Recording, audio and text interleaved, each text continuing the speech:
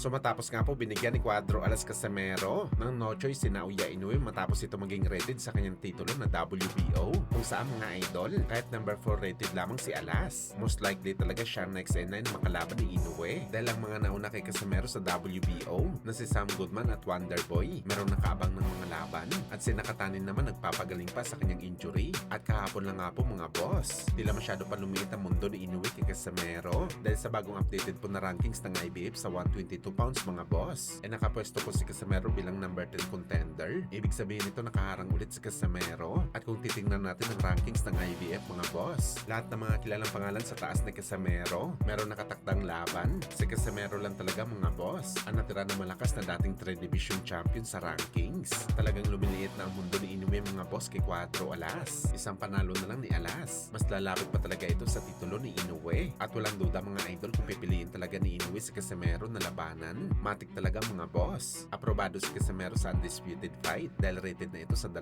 titulo. Kaya abangan natin ito mga idol.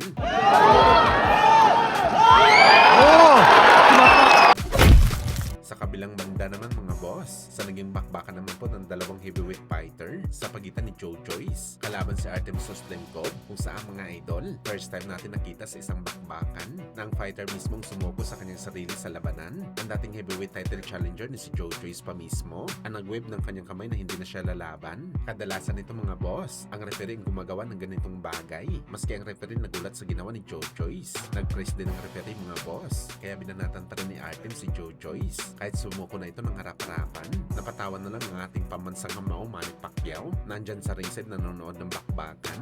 At ina-assume natin mga boss na ito ng huling laban ni Joe Joyce sa boxing sports. Talagang ulanin ito ng batikos mga boss kapag lumaban ulit ito sa ibabaw ng boxing ring. Ngayon pa lang kasi mga boss, binansagan na si Joe Joyce na pinaka-quitter na boxer sa history ng boxing sports. At alam nyo naman mga idol, kung isa kang quitter na boxer, hindi ka talaga tatagal sa sports ng suntukan. Joyce just looking to try and back up a little bit here.